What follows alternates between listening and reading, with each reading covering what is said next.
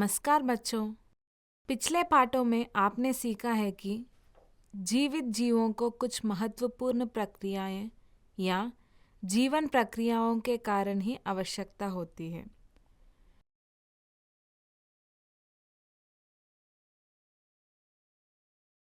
हमारे शरीर में विभिन्न अंग समूह के काम करते हैं ताकि विभिन्न जीवन प्रक्रियाओं को सुचारू रूप से पूरा किया जा सकते हैं।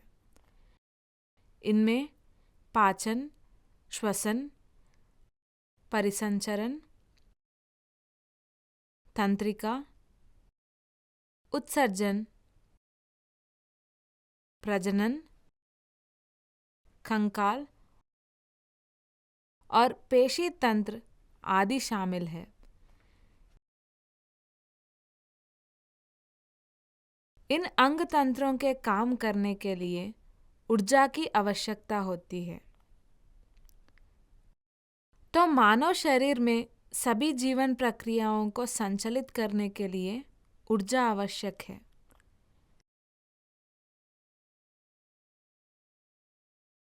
हमें ऊर्जा कहाँ से मिलती है?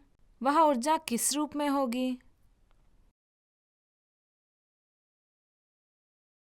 इस पाठ कक्षा 8वीं जीव विज्ञान का श्वसन में उपरोक्त प्रश्नों के उत्तर खोजते हैं।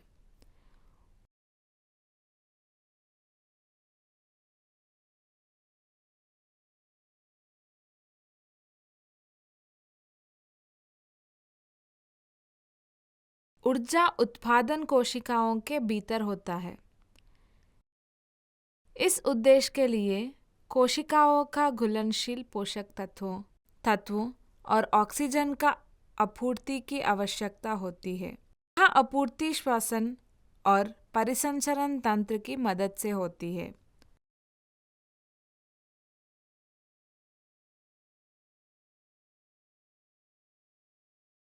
सीखने के परिणाम। इस अध्याय का अध्ययन करने के बाद आप जान पाएंगे वायवीय या कोशिकीय श्वसन, अवायवीय श्वसन, श्वसन प्रक्रिया, तिलचट्टे में खंसन तंत्र, मनुष्यों में श्वसन तंत्र। मुख्य शब्द वायवीय या कोशिकीय श्वसन, वायवीय या कोशिकीय श्वसन, अवायवीय श्वसन,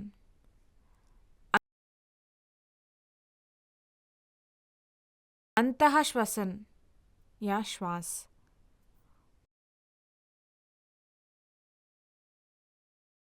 उच्छ्वास या निश्वसन, विसरण,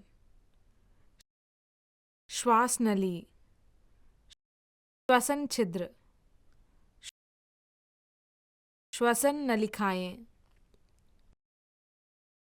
फेफड़े,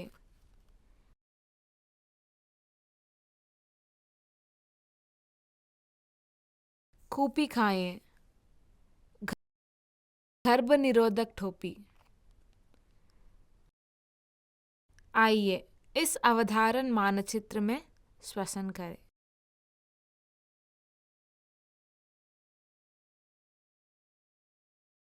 अब ऊर्जा और श्वसन के बीच के संबंध को गहराई से समझने के लिए निम्नलिखित उदाहरण को देखो।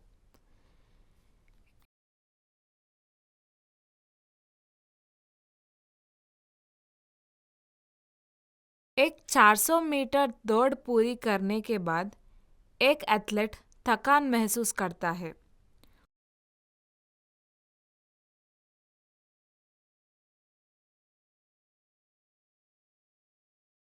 उसे 1 या 2 चम्मच ग्लूकोज पाउडर दिया जाता है।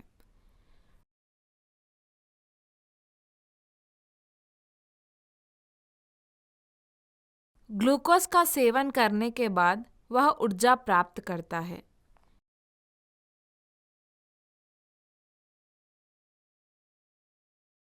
इसका मतलब है कि ग्लूकोज की मदद से ऊर्जा मुक्ति होती है।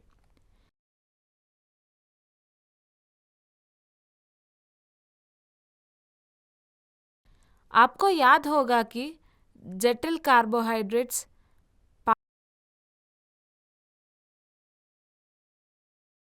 पाचन प्रक्रिया में ग्लूकोज के परिवर्तित हो जाते हैं।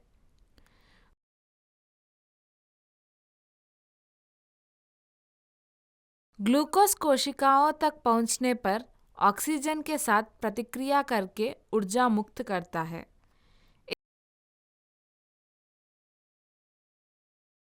इस प्रक्रिया को श्वसन कहते हैं। कुछ जीवों में ऊर्जा को ऑक्सीजन की अनुपस्थिति में मुक्त किया जा सकता है।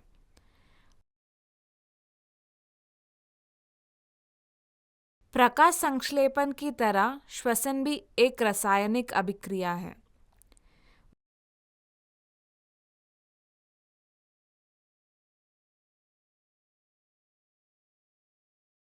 भोजन से ऊर्जा की मुक्ति ऑक्सीजन या उपयोग कर सकते हैं या नहीं भी कर सकते हैं। यदि ऑक्सीजन का उपयोग ऊर्जा मुक्ति के लिए भोजन को तोड़ने के लिए किया जा सकता है तो इसे वायवीय श्वसन कहा जाता है।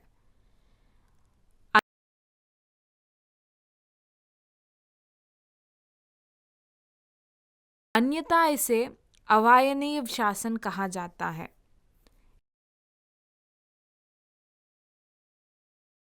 इन्हें समीकरणों की मदद से दर्शाया जा सकता है।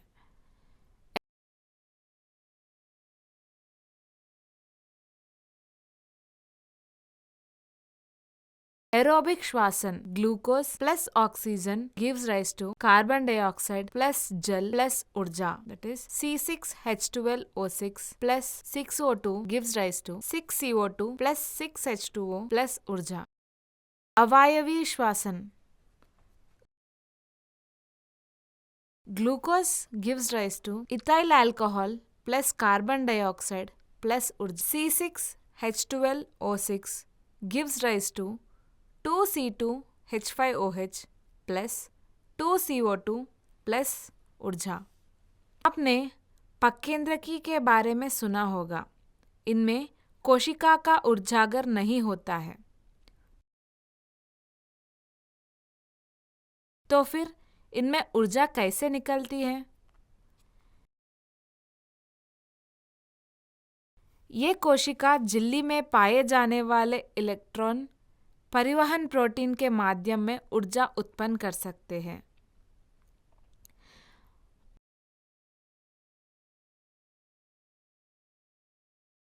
अवायवीय श्वसन के दौरान मुक्त होने वाली ऊर्जा वायवीय श्वसन के दौरान मुक्त होने वाली ऊर्जा से कम होती है।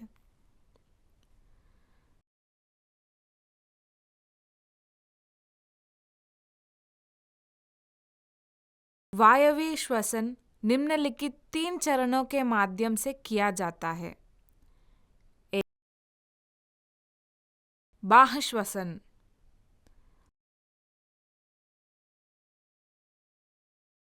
अंतः श्वसन या श्वास हवा नाक के माध्यम से ली जाती है और श्वास नली वायु नली के माध्यम में फेफड़ों की ओर भेजी जाती है।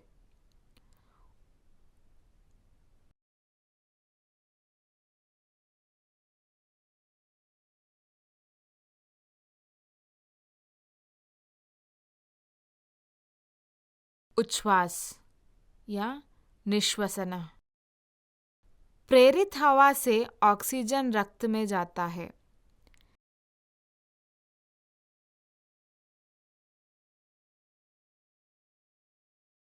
रक्त शरीर के विभिन्न हिस्सों से कार्बन डाइऑक्साइड को फेफड़ों की ओर ले जाता है।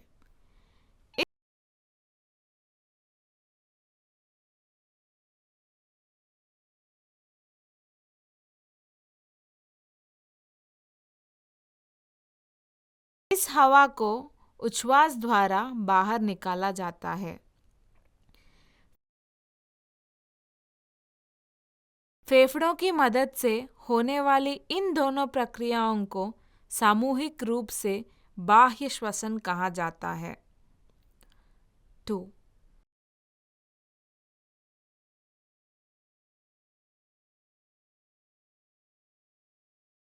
आंतरिक श्वसन। कोशिकाओं और ऊतक द्रव के बीच गैसों का आदान प्रदान आंतरिक श्वसन कहलाता है।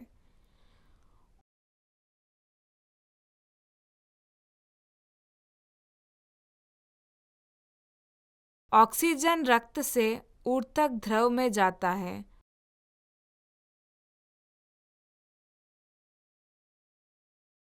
और कार्बन डाइऑक्साइड ऊतक द्रव से रक्त में जाता है। 3.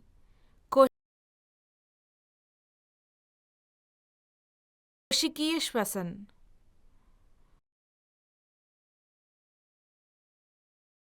ग्लूकोज जैसे घुलनशील पोषक तत्वों को धीरे धीरे ऑक्सीजन की मदद से जलाया जाता है और ऊर्जा एटीपी के रूप में मुक्त होती है। इस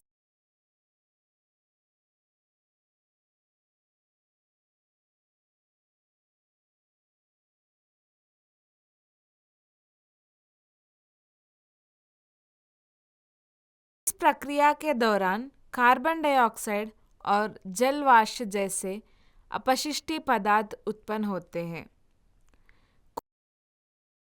कोशिकीय श्वसन को निम्नानुसार संक्षेपित किया जा सकता है। C6H12O6 plus 6O2 gives rise to 6CO plus 6H2O plus ऊर्जा that is 38 ATP। आइए अमीबा, तिलचट्टा और मनुष्य में श्वसन की प्रक्रिया के बारे में जानते हैं।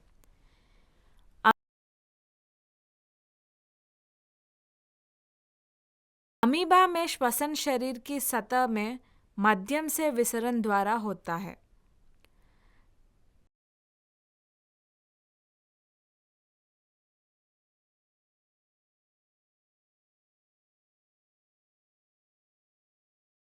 तिलचट्टा थोड़ा अधिक जटिल होने के कारण एक अलग श्वसन तंत्र होता है जिसे श्वसन नली तंत्र कहा जाता है।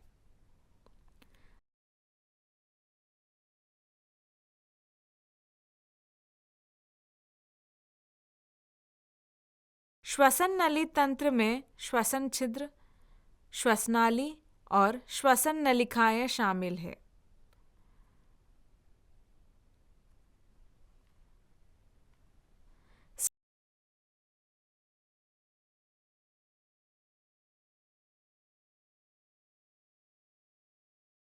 स्टिग्माटा तिलचट्टे में श्वसन छिद्र होते हैं।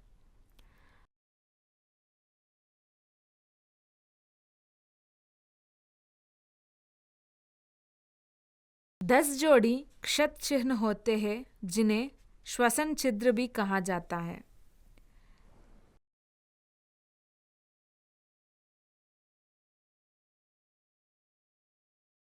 इन 10 क्षत चिह्न में से 2 जोड़े वक्ष क्षेत्र में और 8 जोड़े उदर क्षेत्र में स्थित होते हैं।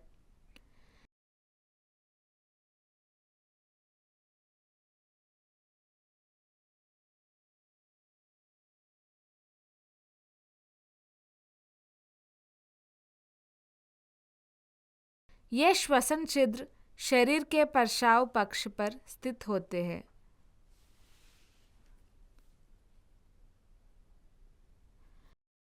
श्वास नली और श्वसन नलिकाएं विसरित हवा से ऑक्सीजन को शरीर के सभी भागों तक ले जाती है।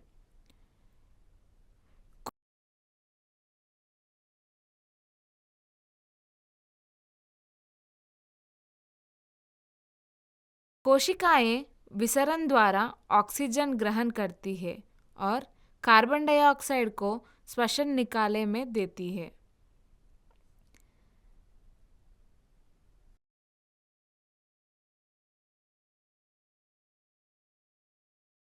हीमोलिम्फ तिलचट्टे का रक्त कोशिकाओं के बीच गैसीय विनिमय में शामिल होता है।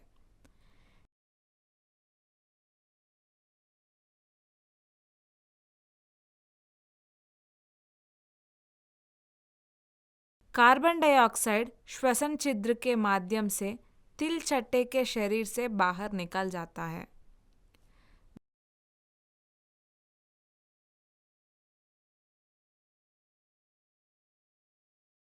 याद रखने योग्य बिंदु। जीवन प्रक्रियाओं में श्वसन, पोषण, वृद्धि, गति, उद्दीपन, इसके प्रति अनुक्रिया, उत्सर्जन और प्रजनन शामिल है।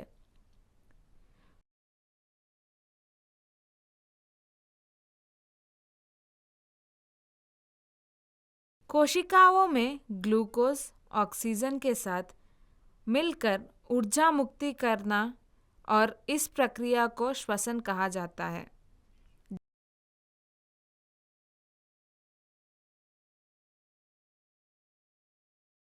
जैसे प्रकाश संश्लेषण की तरह श्वसन भी एक रासायनिक अभिक्रिया है।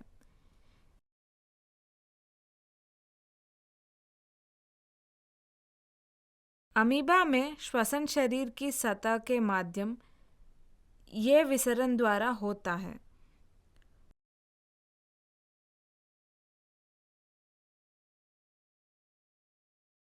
श्वसन नली तंत्र तिल चट्टे में जटिल श्वसन तंत्र होता है, जिसे श्वसन नली